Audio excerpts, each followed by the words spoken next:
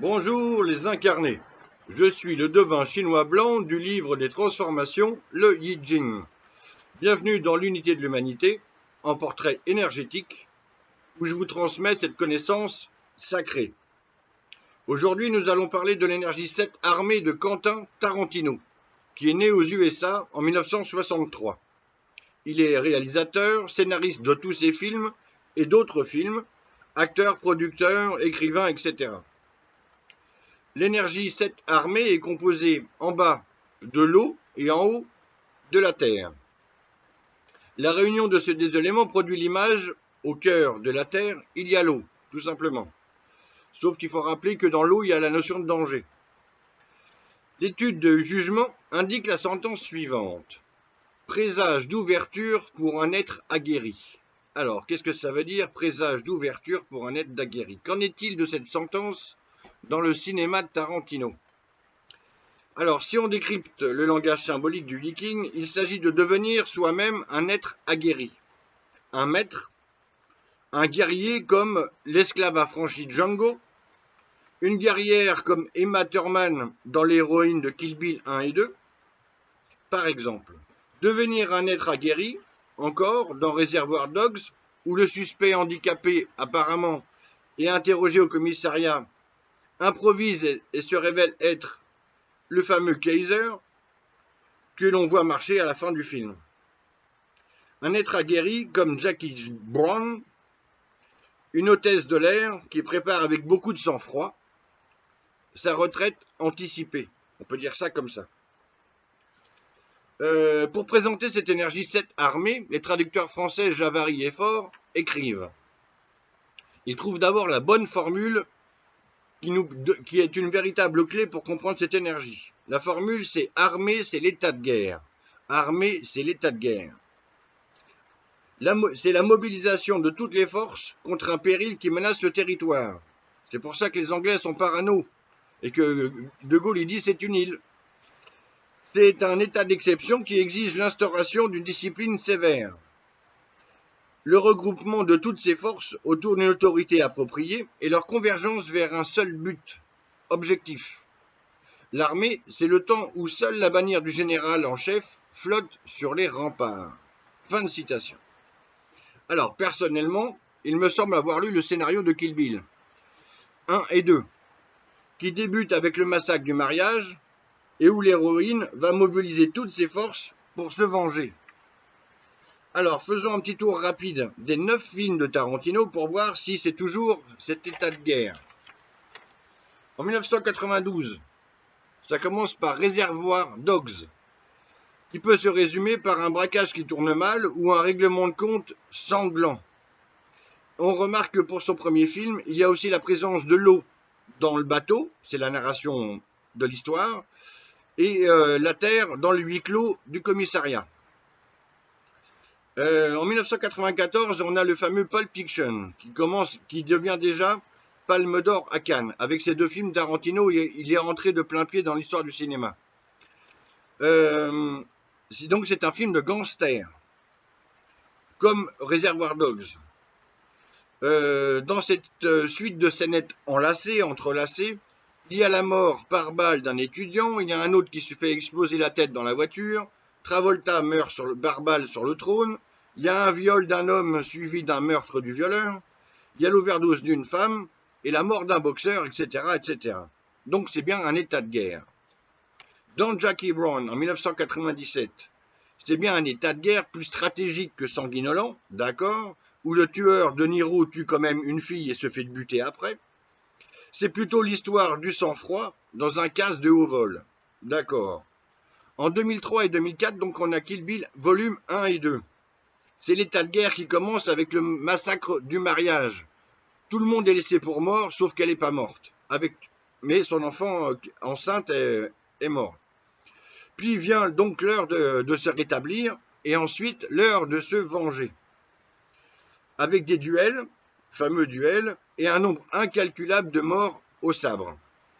Alors, ce qui est intéressant là, même passionnant, c'est que pour Kill Bill, Tarantino s'est inspiré d'Akira Kurosawa, qui lui-même est un immense réalisateur, ok Kurosawa qui a vécu dans cette énergie 7 armée. Et il s'est inspiré, Tarantino pour Kill Bill, de Rashomon. Donc c'est un film de sabre japonais de 1950 de Kurosawa.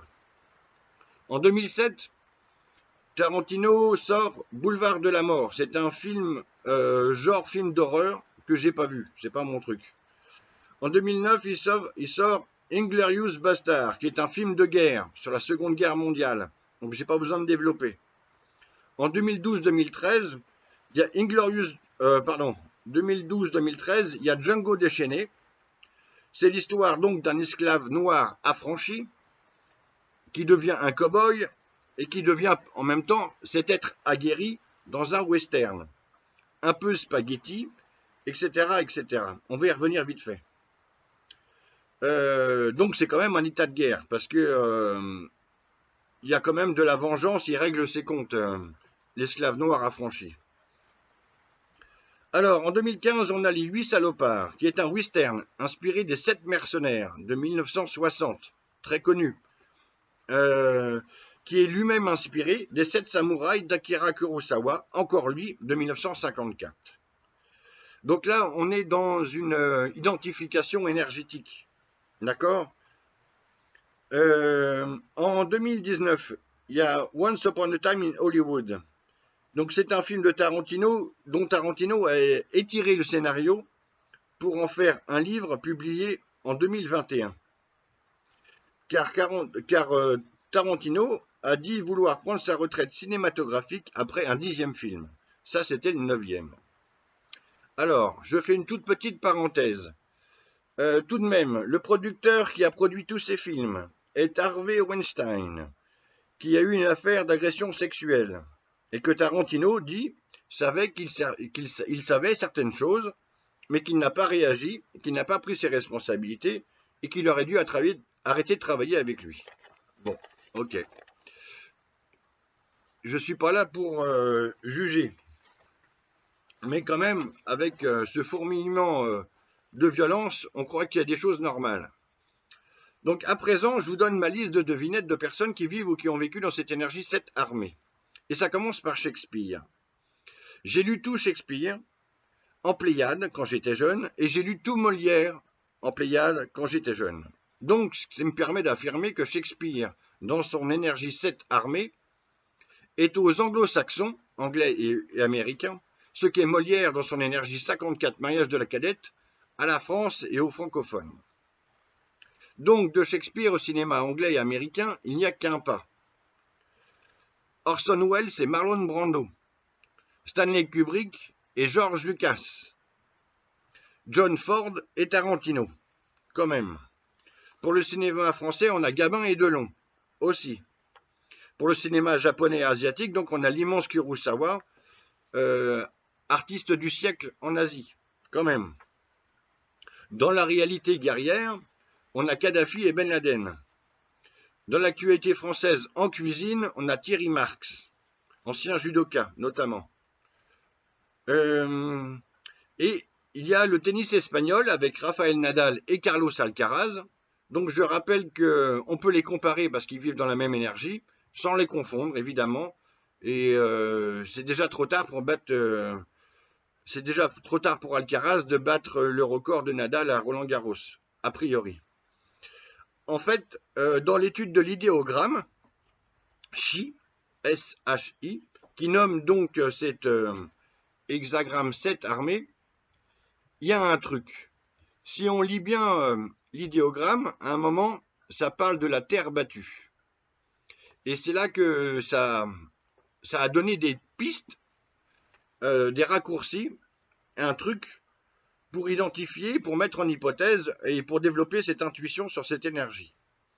Donc terre battue, ça rappelle directement John Ford qui a inventé le western qui n'existait pas avec les gentils et les méchants indiens, etc. Et donc ça m'a permis aussi d'aller vers Nadal et Alcaraz, et donc ça inspire aussi Tarantino et tous ses westerns. Ok ? Il y a cette présence-là. Et puis ma dernière intuition, puisque c'est Sergio Leone qui est le réalisateur préféré de Quentin Tarantino, et qui est aussi un immense réalisateur avec la terre battue pour les westerns. Namasté.